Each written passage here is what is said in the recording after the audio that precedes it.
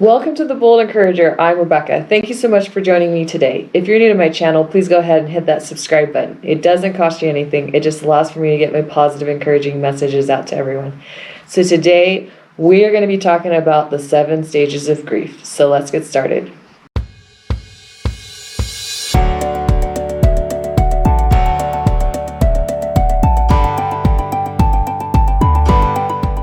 Today's a very hard topic. We're talking about the 7 stages of grief.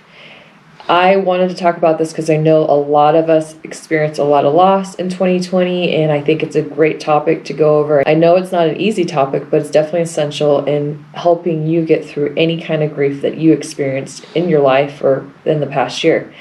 So let's go ahead and get started and talk about this. So let's start off by defining grief.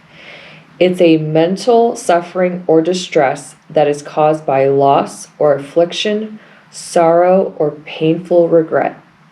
And so the different types of grief are death of a loved one, loss of a job, end of a relationship, or divorce.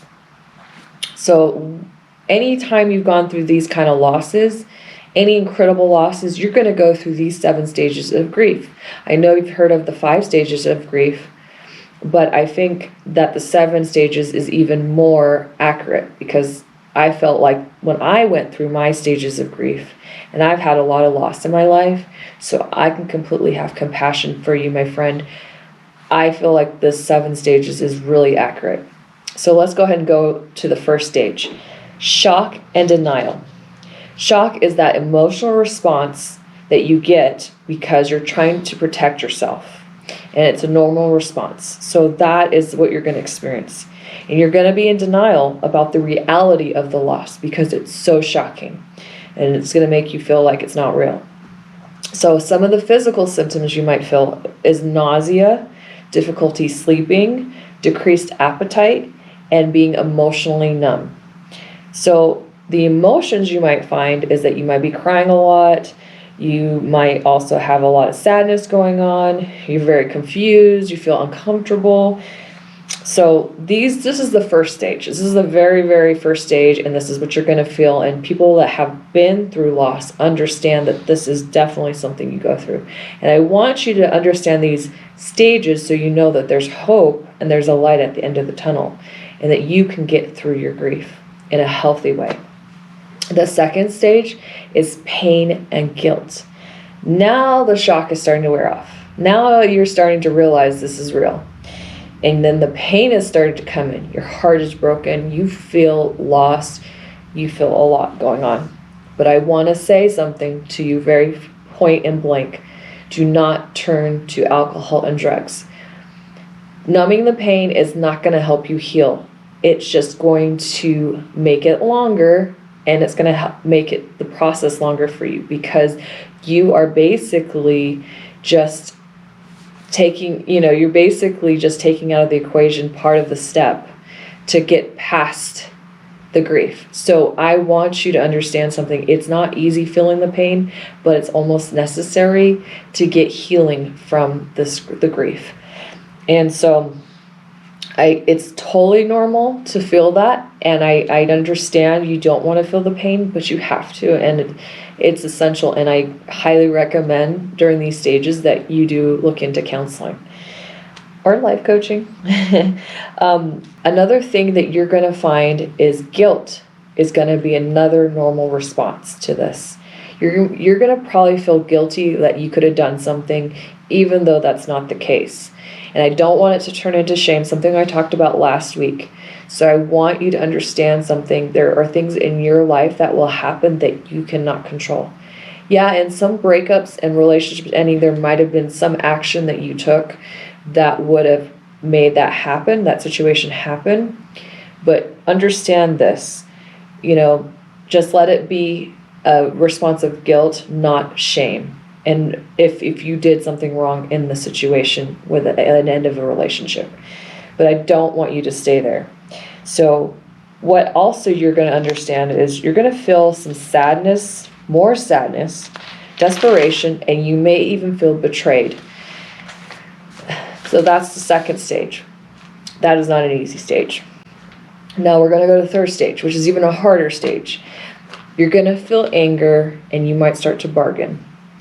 You may be angry at someone or blame someone for the loss. You may even blame God. But this is a normal reaction when you're going through loss. But I want you to be careful with something. I don't want you to lose other relationships because of what you're going through in grief. Because the last thing you need is more loss in your life. So don't be quick to blame others for loss or other situations or create more conflict in your life when you're angry. Deal with your anger in a very healthy manner. I feel like when I'm angry, working out helps a lot. Or if you have a punching bag, punch a bag a couple times.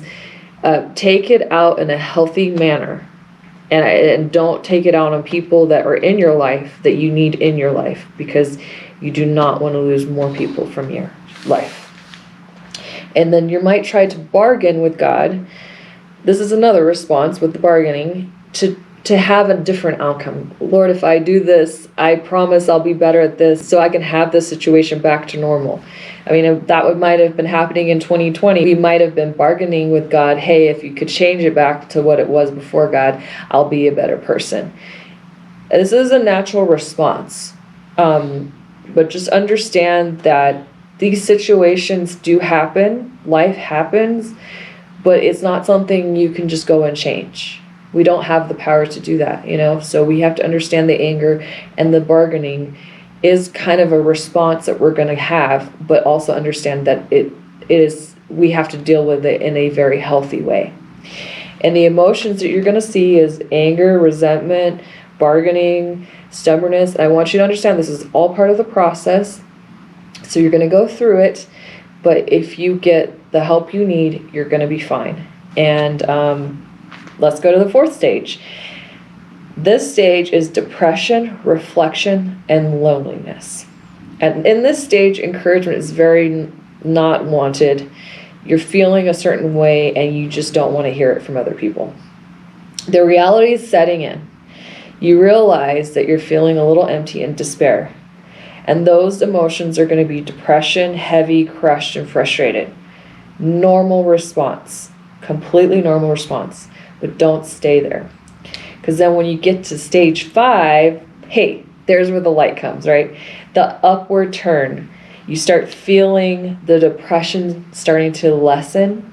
You start to feel like there is a light at the end of the tunnel, and you feel strengthened, motivated, and awakened. So stage 5 is when it starts to get a little bit better. Now stage 6 is even going to get even better. We're at reconstruction and working through. So these are when you're going to feel inspired, determined, and refreshed, and you're going to start reconstructing your life, because you do have to move forward. You will still have feelings about the loss, but you are going to be moving forward so you can continue your life. And sometimes what you've experienced, you can help others with when they go through these situations. That's what's helped me a lot when I've gotten lost, and to be able to help others with their loss has made me fulfilled. 7th stage, acceptance and hope. This is when you're able to finally move forward. This is when your emotions are hopeful, you feel comforted, you feel relaxed and secure. Now you understand you've gone through the loss and you've gone through the 7 stages of grief, and you're in the right place to have hope and accept the loss. It's not that you will stop missing the person you've lost, but it will help you accept what has gone on, and you will be able to move forward in your life. And I want the best for your life. This is why I do this, because I want you to have a good life. I want you to have so much hope, and I want you to continue down the path of moving forward. So I hope you enjoyed this video.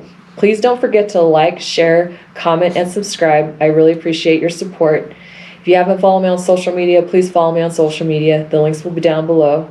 If you ever want to contact me for life coaching, you also can contact me on social media, send me a direct message, or you can send me an email. The links will be down below for that as well. Every Monday at 1 p.m. Pacific Standard Time, I will post a new Motivation Monday video, so you do not want to miss them. So go ahead and hit that notification bell so you'll be notified every time I post a new video. Well, I hope you have an amazing day, and I hope you stay encouraged.